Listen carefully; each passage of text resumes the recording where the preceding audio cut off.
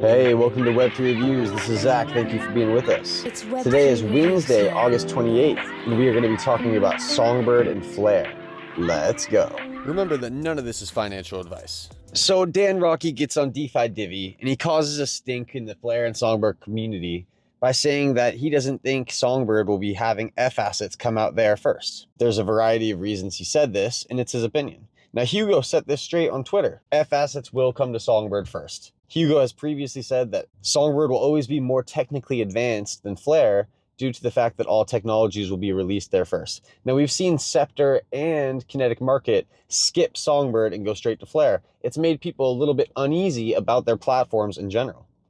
Shouldn't they have gone through Songbird first? And there's a little bit of confusion amongst the Flare community about what happens to an asset that is on Songbird once it deploys to Flare, the main net. The asset isn't destroyed. Now, a company could tell people, hey, we are going to stop using this asset, stop using Songbird entirely, or operations could continue. Gnosis is a good example of a way in which this could occur. Gnosis came out on Costin first, the testnet, the true testnet, and then it came out on Songbird, the Canary, and they had a pool of assets and they had liquidity pools, and you could earn money in DeFi on the Songbird network with your Songbird or a variety of assets like XFi and SFin, and then staking those assets in a liquidity pool and earning money on that. When Gnosis came out on the Flare mainnet, their Songbird operations did not end. There just became a second set of the same tokens on the Flare net. Now, usually those tokens get a new name.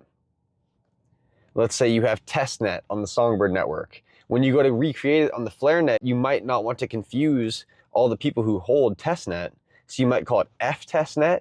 You might call it RealNet. And then everyone will know, oh yeah, testnet is Songbird and RealNet is Flare. So the operations continue. Now, it's up to a company whether they are going to pull all the funds and move them to the Flare net, or work out a way with their customer base and potentially institutional investors to continue operations on Songbird. Even though Hugo set the record straight on Twitter saying that F assets would come to Songbird first, we still had more infighting.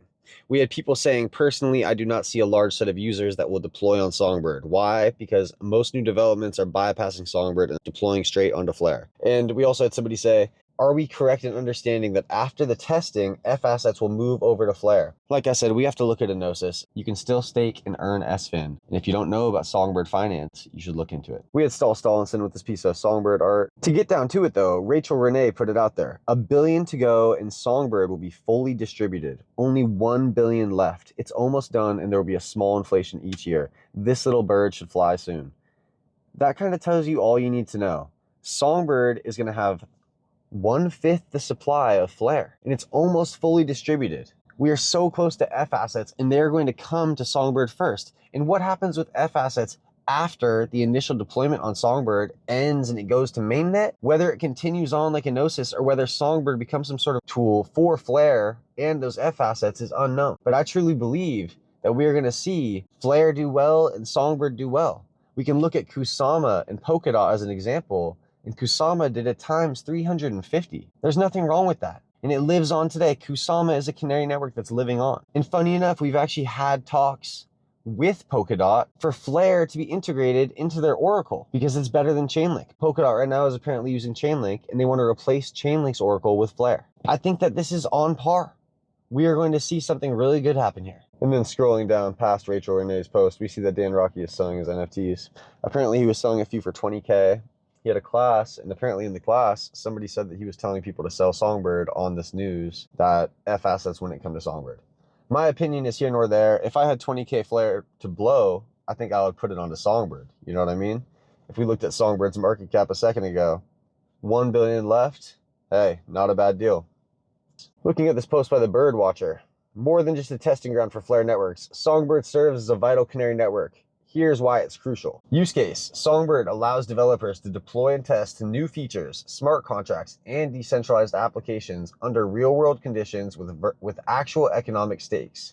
This isn't your average testnet. Songbird has real value, encouraging serious and secure development. The relationship with the Flare network. Songbird is Flare's experimental twin where all the initial testing for Flare's innovative protocols happen, like the FTSO, State Connector, and F-Asset systems. What passes through Songbird's rigid testing gets refined for Flare, ensuring that Flare's mainnet is launched with tested, secure protocols. It's a live testing environment. It's secure and robust. There's governance and community involvement, where proposals can be tested before being considered for Flare, including F assets. That's what we're seeing. Companies, if you're dropping on Flare, should be first dropping on Songbird. In summary, Songbird isn't just a prelude to Flare. It's an essential part of building a resilient, secure, and community-engaged blockchain ecosystem. It exemplifies how seriously Flare takes this development process, ensuring only battle-tested features go live. I like this post. I thought this was a good post. At James Leffler, good post. Some more art from Stahl Stallinson. Nothing wrong with that. Stahl Stallinson's going in. Songbird obviously inspires him to make some art. I like it. Looking at the price chart of Songbird, we're at 6/9 of a penny. Always be technically more advanced than Flare. Do with that information what you will. If we look at the rich list, which DeFi Divi creates these rich lists, nothing wrong with owning some Songbird and playing around in a Gnosis. There's nothing wrong with it. Flare and Songbird, there's no reason for us to have infighting. F assets will first come to Songbird. That is for sure. Zach with Web3 Reviews. Thank you for being with us. Until next time.